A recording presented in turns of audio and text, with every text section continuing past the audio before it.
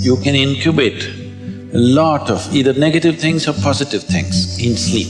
This is getting too easy. Just sleeping sadhana.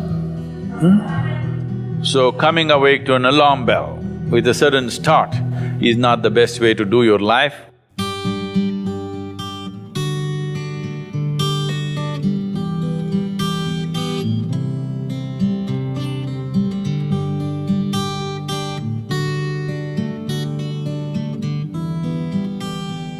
How many of you find that one day morning when you get up without any reason, you're just feeling ugly for no reason? If it is happening even at least 2-3 times a year, if it is, then you must do certain things before you go to bed. It's very, very important.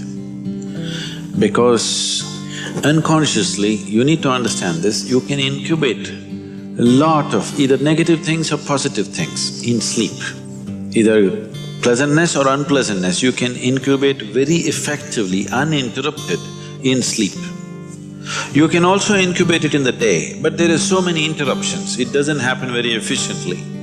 But if you have a tendency to go to bed in a certain way and you wake up in the morning really nasty for simply no reason, that means you're incubating things in the night very efficiently.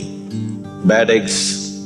This is not just about psychological disturbances, it can cause major physiological problems over a period of time. It's important that you eliminate these things from your life.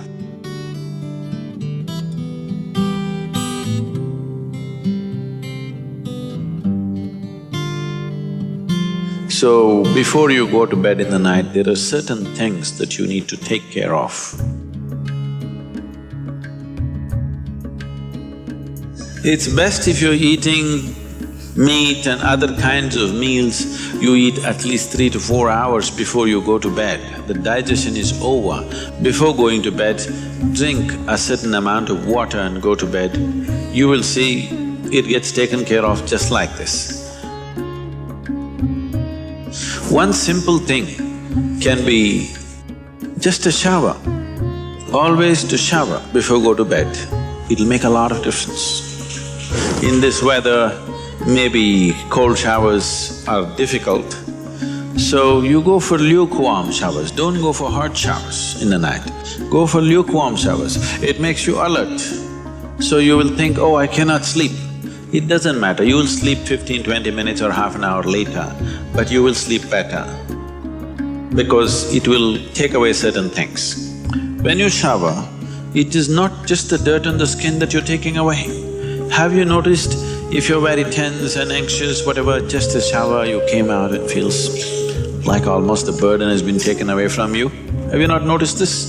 So it's not just about washing the skin, a whole lot of things happen when water flows over your body.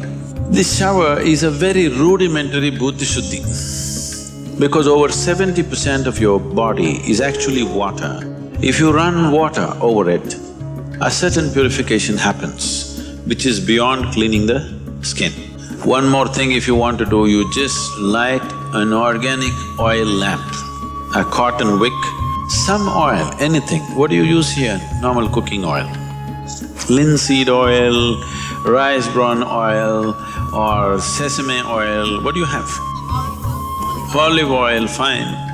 Any organic oil with a cotton wick, just burn one little lamp somewhere in the room where you sleep. You will see these things will completely disappear. If you can bring in a chant or there are nightly practices, yogic practices, before you go to bed, sit on your bed and do this practice. If you want to do Isha Kriya, it's available on the net.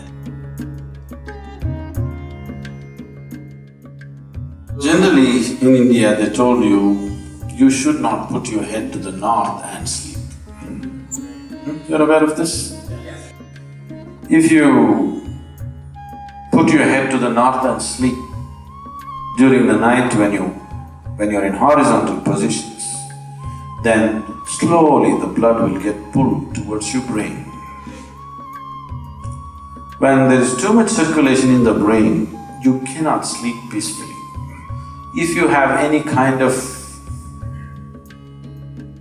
inherently weak aspects in your brain, or if you're of old age, you could die in your sleep.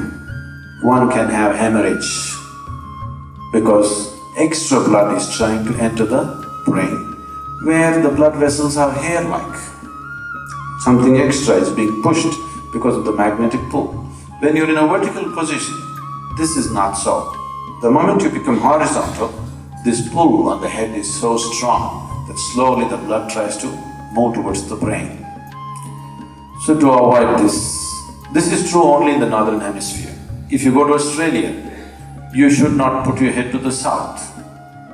If you're in India, you should not put your head to the north. You can put it any other way, it's okay. Keep this in your mind, that you are truly a mortal, okay? Not in words, really, you could fall dead right now. You may be young, you may be old, it doesn't matter, you can fall dead right now. Yes or no? Before you go to bed, sit on your bed and think this is your deathbed. You have just 1 more minute to live. Just look back and see, what you have done today, is it worthwhile? Just do this one simple exercise. And you don't know when it really happens, whether you'll be sitting on your deathbed or lying in a hospital, all kinds of things sticking into you. Who knows how it'll happen, but enjoy this every day, that you will sit on your deathbed, look back and see, today, the way I've handled these 24 hours, is it worthwhile? Because now I'm dying. If you do this, you will live a worthwhile life, believe me. So every day in the night, all of you should do this before you go to bed. Last 3 minutes, everything that you have gathered, the body, the content of the mind, things, don't ignore small things, these small things are big things. I've seen how people are carrying their own private pillow, you know, because it's very important. So, your pillow, your footwear, if you have relationships, everything that you have gathered, keep it aside, sleep. If you sleep in that condition, you will wake up with much more light, with much more energy, with much more possibilities than you have imagined possible. Just sleep as life, not as a man, not as a woman, not as this and that. Keep everything down, simply. See, this is getting too easy. Just sleeping sadhana. At least this you must do.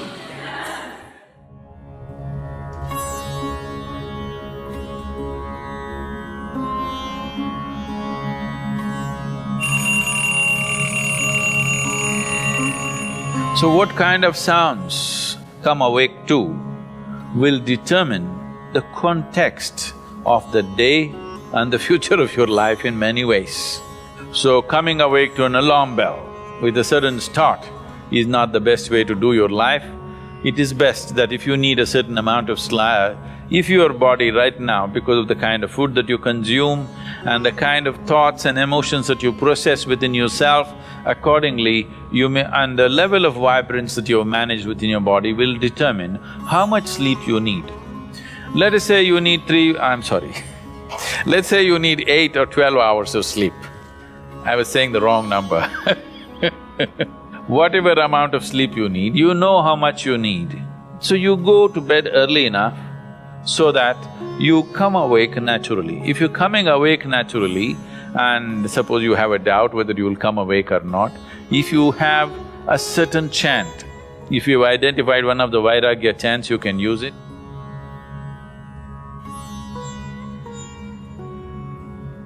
Physiologically, one important aspect of you is your heart, the pumping station for your blood circulation, which pumps life across the body. If this one thing doesn't happen, nothing happens. This starts from left side. So we told you, in India they have told you, when you wake up, you must roll to your right side and get up. Have they? Left side, if you roll and get up, bad things will happen to you. Did they tell you? Bad things are not about that. When you're in a certain state of relaxation, when the body is in a relaxation, the metabolic activity is low. When you get up, there is a certain surge of activity. That's why they told you in India, see, all these things are built into your life which you're throwing away. The whole science of living has been built into your life. They told you in the morning before you wake up, you must rub your hands together and see like this, huh? Not see like this, you must place it upon your eyes. You do this, you will see God. It's not about seeing God. If you rub these two things together, all the nerve endings, there's a heavy concentration of nerve endings in your hands. If you do this, the system comes awake immediately. You're feeling asleep, you're feeling sleepy, just do this and see. Everything comes awake.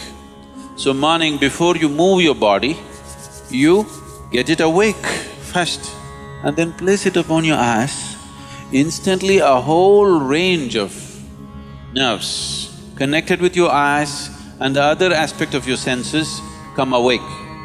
Before you move your body and your brain should be active. You shouldn't get up dumb, that's the idea. Understand? So you do that and then roll over to your right and get up. Today, if all of us go to bed, by tomorrow morning, nearly 250,000 people won't wake up. Natural death in the world. Suppose you wake up tomorrow, you guaranteed? Have you come with a guarantee card? No guarantee card. So suppose you wake up, let's say. Just do this much, I'm telling you, this is a simple first step to your spiritual process. Tomorrow morning, when you come awake, check, you really awake or you dead? If you're awake, it needs at least a little celebration. You don't have to get up and dance, at least you can smile, still on.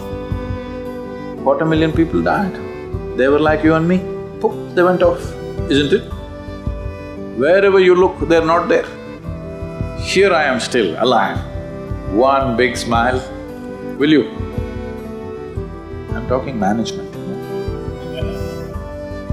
Then if 250,000 people died, at least 3 to 5 million people lost somebody who's dear to them. You check those 3, 4, 5 people who matter to you, all of them alive today. One more big smile. Hello? Will you or not? Alive. If suppose right now, we put a gun to your head, will you think it's a relief? No. You'll be terrorized, isn't it? So that's how precious it is to be alive, isn't it so? That's how precious it is for you to be alive. So tomorrow morning, 250,000 people died overnight, but you're still alive. Does it not at least deserve a big smile, I'm asking you? And all the people who matter to you are all alive today. One more big smile?